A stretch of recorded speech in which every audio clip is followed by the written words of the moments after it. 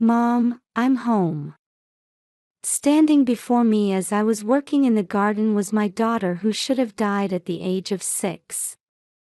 5 years ago, I was seriously injured in a car accident along with my daughter. I couldn't even get out of bed, let alone attend my daughter's funeral. That's why I couldn't say goodbye and was plunged into deep sorrow for a long time. I stood there dumbfounded, wondering if I was seeing a vision. As I was too shocked to speak, my grown daughter began to reveal a shocking truth. Actually, at that time, after hearing her story, I decided to send that person to hell. My husband Ian started a company after marrying me. When he first started the business, I was struggling to manage the mortgage and living expenses. Of course, I economized on food, clothing, and household goods wherever I could, supporting him with all my might. During that time, our daughter Sophia was born, and though it was tough, we spent happy days together. After about 4 years, my husband's business started to take off, and we gradually had a little more financial breathing room. It's all thanks to you. Thank you. I was genuinely happy to hear his words of gratitude, and I felt I could work even harder. My hobby at that time was gardening, and my daughter always helped me water the plants. Sophia was bright, honest, and a very lovely daughter I was proud of. The time we spent together in the garden under the warm sunlight was our special moment. However, that happiness didn't last long. I started to feel lonely at home around the time Sophia turned 6. My husband's spending habits became extravagant, and he started coming home late more often. Sometimes I could smell women's perfume on the suits he asked me to take to the dry cleaners. I tried to convince myself that he had to socialize with business partners, but the uneasy feeling wouldn't go away. One day, after dropping my daughter off at kindergarten and catching my breath, I received a phone call from my husband. I forgot some documents I need for a meeting today.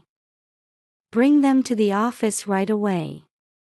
His voice sounded unusually flustered. Okay, where are the documents? They should be in the drawer of my desk in my room. It's a blue file. Hurry up and bring it. The call ended before I could even respond. I felt irritated by my husband's arrogant attitude. As his work got on track and his income increased, Ian changed. Until Sophia was about 2 years old, no matter how busy he was, he would take her to the park on weekends or play with her. Before, even on ordinary days, he would often buy clothes, stuffed animals, or toys to please our daughter. However, he gradually started going out on weekends with various excuses and stopped being involved in childcare altogether. Moreover, he began to say terrible things like, "Who do you think you're able to live thanks to?" Or, "If you have any objections, say them after you earn as much as I do." I found the documents in my husband's desk drawer and headed to Ian's company. Later, I went out to buy a school bag for Sophia, who was about to start elementary school. She was so adorable, looking at various colorful bags and asking, "Mom, how about this one? Does it suit me?" I couldn't help but smile, forgetting all my complaints about my husband as we spent a lovely time together. The light purple bag with the lace-like pattern was cute. But the pink bag with the embroidery was lovely too.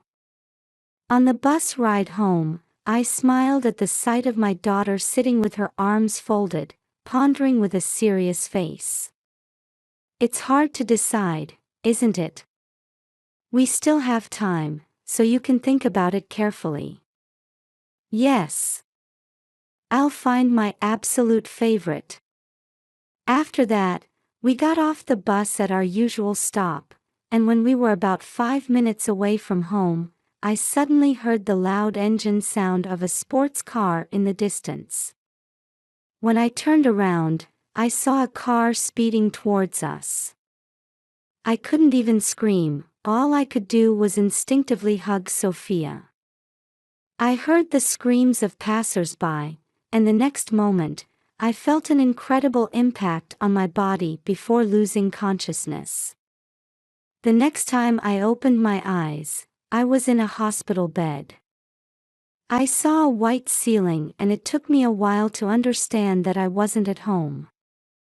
We were looking at bags on our way home, then a car came towards us, and then my whole body ached just from breathing, and I could barely move, but all I could think about was my daughter's safety. I pressed the nurse call button, enduring the pain, and soon a nurse and doctor came running, saying they would contact Ian. Apparently, I had been asleep for 3 days. 30 minutes later, when he arrived at the hospital and entered the room, he looked at me and muttered, "So you're alive," then let out a sigh. "What about Sophia?" I asked my husband in a hoarse voice as he came to the side of the bed. By the time I got to the hospital, she was already. He told me without making eye contact, seeming to look off into the distance. When the ambulance arrived, my daughter was already in critical condition and treatment didn't help in time. No. Although I understood the meaning of his words, I was too shocked to even cry. It didn't feel real, as if I was having a bad dream. And while I was in the hospital, Sophia's funeral had already been completed. A month after the accident, when I was discharged and returned home, the house was eerily quiet. There was only a smiling photo of Sophia in the living room. Unable to see my daughter's final moments, I was consumed by deep despair. In the depths of my despair, I couldn't do anything and spent my days just crying. I even lost all interest in gardening, which I had loved so much. Why don't you try to look forward already? Sophia won't rest in peace if you keep being like this. My husband's words, sounding exasperated, reached my ears, but I couldn't accept them. I couldn't even imagine how to live a life without my daughter. That's impossible. No matter what I did or where I went, the hole in my heart couldn't be filled.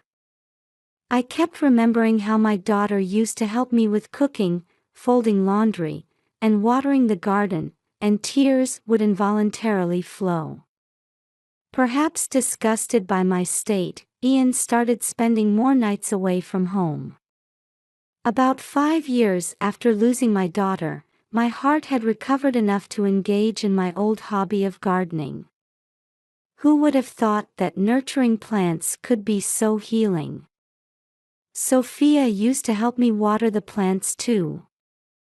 There were many moments in my daily life when I would suddenly remember Sophia, but I no longer cried uncontrollably like before. I was gradually overcoming the past and starting to think about the future.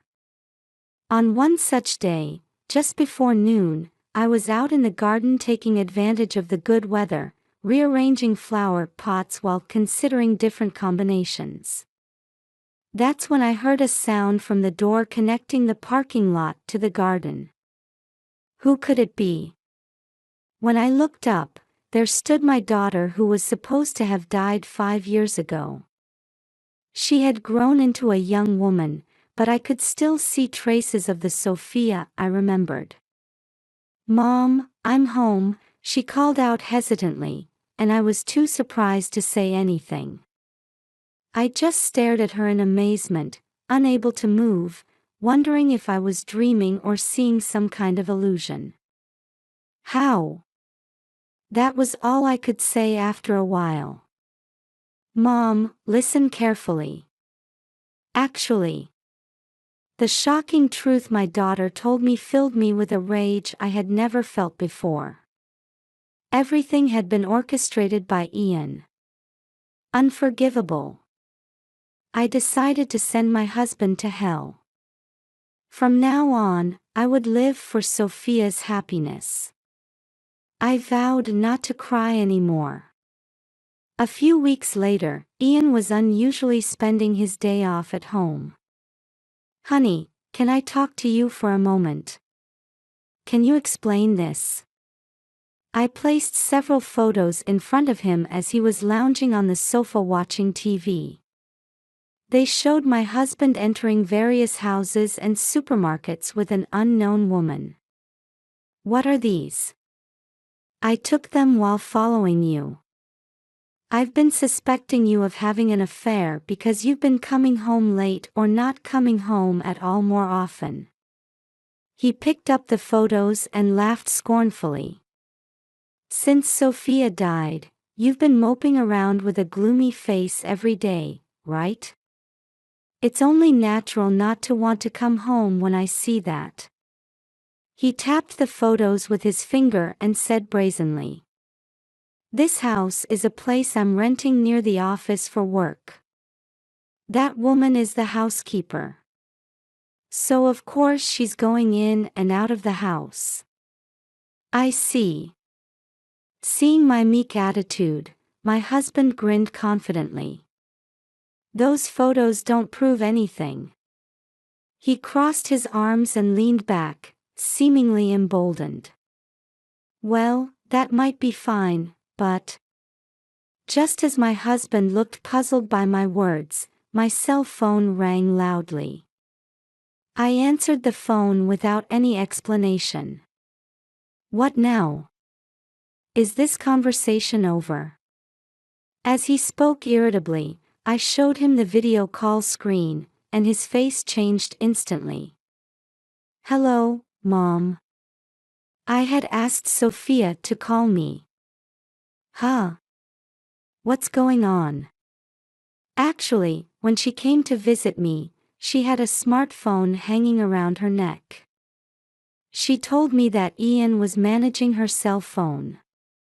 So, I came up with the idea of registering Sophia's and my numbers under fake names in each other's phones, without Ian knowing, and asked for my daughter's cooperation. "I might have forgiven you for the affair, but I can't forgive you for lying about Sophia's death. I want you to confess everything." Faced with the intensity of my daughter on the phone and me, my husband involuntarily stood up and stepped back. I could see his eyes darting around, clearly agitated. What Sophia had told me that day was unforgivable. When we had the accident, I was severely injured and taken to a hospital with an intensive care unit, but due to capacity issues, my daughter was taken to a different hospital. Ian had lied to me saying, "Our daughter died," and to Sophia saying, "Mom died."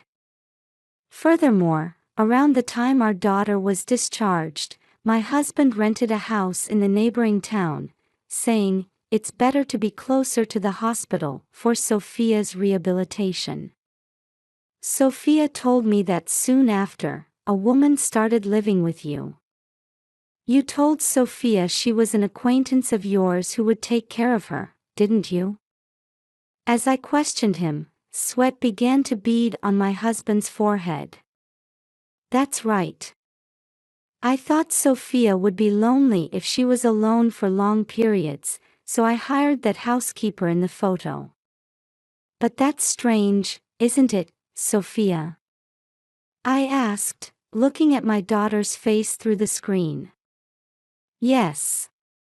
Because Stephanie, who Dad brought as a housekeeper, says mean things like she's going to marry Dad and that I'm in the way." Apparently, Stephanie, who started living in the same house, always came home late at night and was asleep when Sophia left for school. My daughter would prepare her own breakfast and go to school, and by the time she returned home, Stephanie would leave for work. Stephanie didn't do any housework at all, and although Ian sometimes brought food home, Sophia ended up doing most of the housework herself. When Dad wasn't around, Stephanie told me to tell you to get a divorce quickly. That's when I started to think that maybe Mom was still alive. My daughter had come to check on me by herself, taking trains and buses, asking passers-by for directions along the way. I don't want to live with that person anymore. As Sophia pleaded with a face on the verge of tears, my heart ached. Dad has been lying to me all this time, saying that Mom was dead. I can't trust Dad anymore. Thinking about how much she must have endured living like that, I felt that I absolutely couldn't let her suffer anymore. Pushed by my daughter's words, I took out more photos. I have these too. They showed Ian and Stephanie walking arm in arm, entering pubs and hotels. The stores in those photos were the same ones I had seen on a business card that fell out of his suit jacket pocket when he once asked me to take it to the dry cleaners. Stephanie works at this store, doesn't she? My husband's eyes widened at those words. You've been betraying me and having an affair since 5 years ago. I glared at Ian as I said this. His face turned red as he realized his lies had been exposed, and he started trembling. Suddenly, he slammed his fist on the table and crumpled the photos in his hand. Startled by his sudden action, I stiffened, and my enraged husband threw the photos at me. Call the police. Feeling threatened by Ian's behavior, I pleaded with my daughter and ended the call. What? Don't be ridiculous. Everything's ruined because you two are alive. My husband, now in a frenzy, approached me with a look I had never seen before. I was supposed to send you both to the other world and live happily with Stephanie. Stunned by his unexpected words, I was at a loss. It turns out that the accident Sophia and I had been in was not an unfortunate incident. Apparently, he had hired an acquaintance of Stephanie's to run us over with a car. When we were seriously injured but our lives were not in danger, he was forced to change his plans and ended up living a double life between our home and his mistress's house. Of course, the story about having completed our daughter's funeral was also a lie. If you two had died in the accident as planned, I would have gained sympathy from everyone around me and even collected the insurance money. My husband's face contorted as he clenched his fists. Too bad your plan didn't work out. I can't live with you anymore. I've already consulted a lawyer, and you're going to pay alimony and child support properly. Enraged by my words, he actually picked up the remote control from the table and threw it at me. As I dodged it, the remote hit the wall with a loud bang. Just as Ian shouted, "Don't run away," and grabbed a vase, we heard the sound of sirens in the distance. Suddenly panicked, he looked out the window and started to get flustered. Did you really call the police? Is Sophia planning to turn me in? Ian's face turned pale. Please, don't do this. Don't do this. I'll lose everything, my company, Stephanie, everything. Think hard about what you've done while you're in prison. Disgusted that even in this situation he didn't mention my or our daughter's names, I coldly declared. As footsteps approached and police officers entered the room, a panicked Ian actually threw the vase he was holding at them. Stay back. Stop. The officers skillfully restrained my husband, who resisted violently until the very end. Thanks to our daughter's report and her actions, he was taken away. After that, I divorced Ian and received a lump sum payment of $300,000 for alimony, child support, and division of property. His company was in an uproar the day after his sudden arrest. I received numerous phone calls, but I simply stated the facts calmly. Ian ended up losing everything, his family and his social credibility. He must be regretting his actions now. But even if he realizes it's too late to make amends, it's already over for him. I moved with my daughter and started a new job, beginning our new life. I feel happy every day knowing that my daughter is there when I come home. We're having macaroni and cheese for dinner tonight, I said as I set the table, and Sophia beamed, saying, "Yay." Such ordinary conversations and my daughter's smile are my greatest treasures.